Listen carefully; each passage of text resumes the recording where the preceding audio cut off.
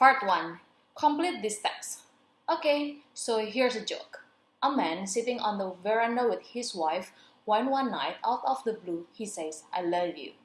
His wife says, "Was that you or was that the bear talking?" The man says, "That was me talking to the bear. Maybe you found that funny. I found it hysterical." What makes a joke funny is question that has beset the human condition since we lost our tails and started walking upright. But can scientists tell us today why we laugh?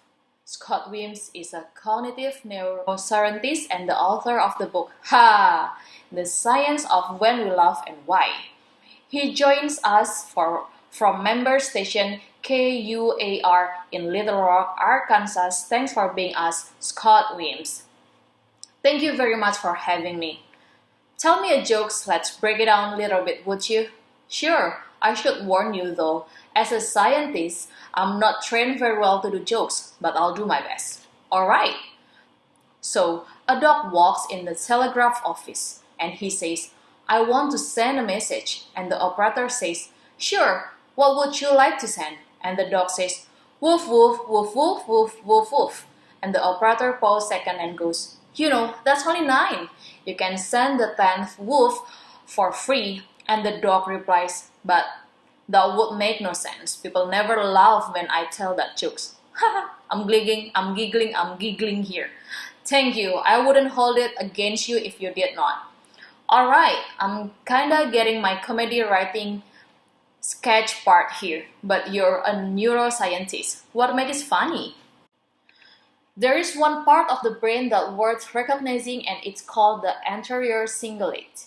It's not on the surface, it's a little below and it's what we consider our conflict detector.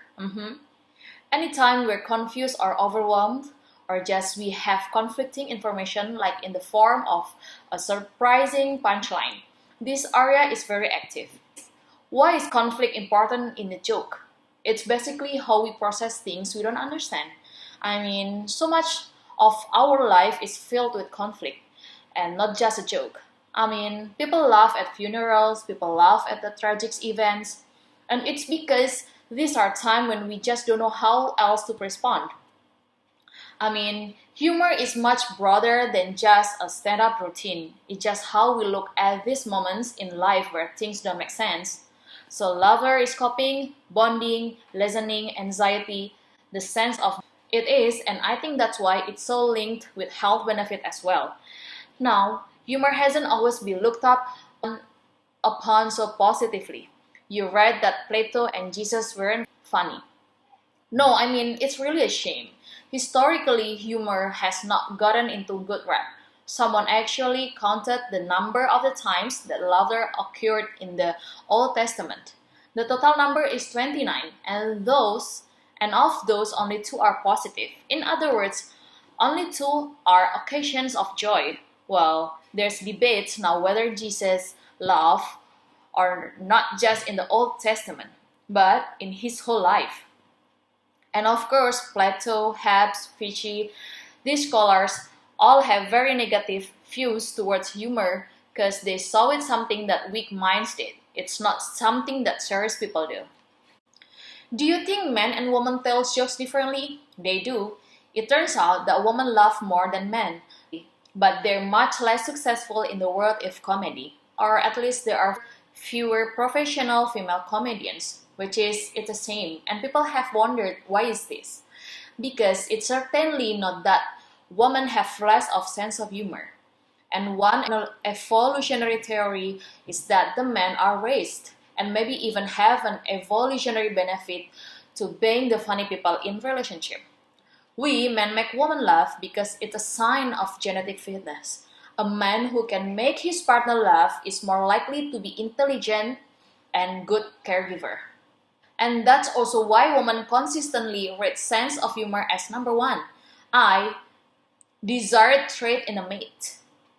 For men, sometimes it's closer to number 3, after intelligence and good looks, so women maybe aren't given the benefits and the encouragement to be as funny as they could or should be. You want to leave us with one last joke? Oh my. Okay, I have a bad success with this in the past, but I will give it a try. Two fish are swimming in a tank, and one looks the other and he says, "Do you know how to drive these things?" Scott Williams is cognitive neuroscientist and the author of The Science of When We Love and Why. He joined us from Little Rock, Arkansas. Thank you for joining us. Thank you so much for having me.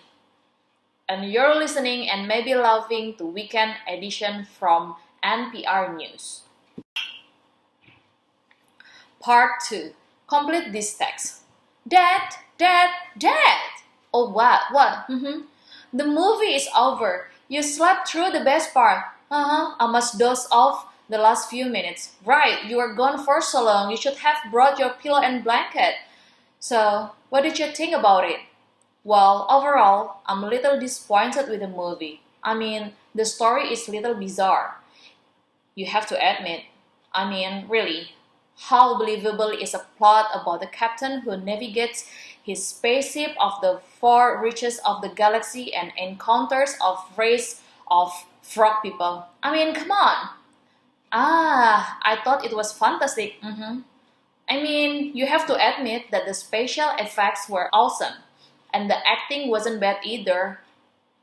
Come on. How about the ship's communications officer? I mean, what did you think about him?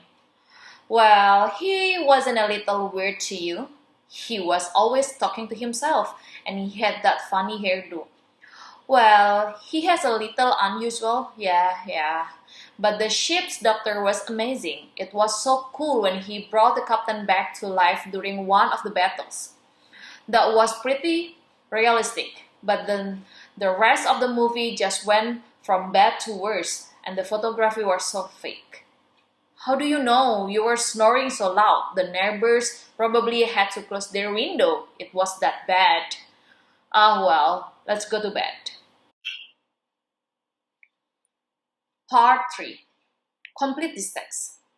It was on dreary night of November that I beheld the accomplishment of my toils. With an anxiety that almost amounted to agony, I collected the instrument of life around me, that I might infuse a spark of being into the lifeless thing that lay at my feet. It was already 1 in the morning. The rain pattered dismally against the panes, and my candle was nearly burned out.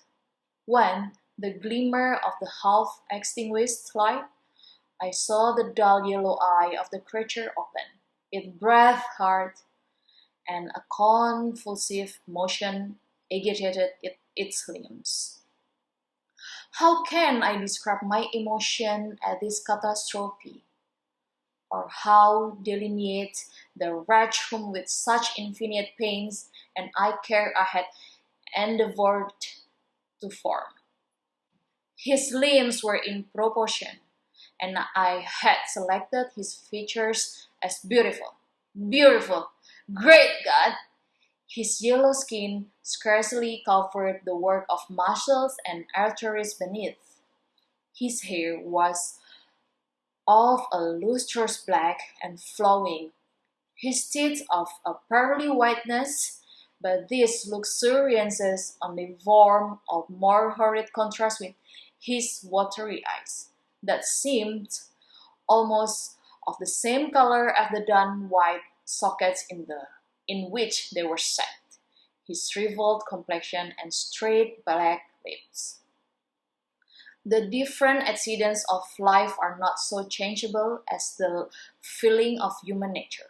I had worked hard for nearly 2 years, for the sole purpose of infusing life into an animate body. For this I had deprived myself of rest and health. I had desired it with an ardor that far exceeded moderation.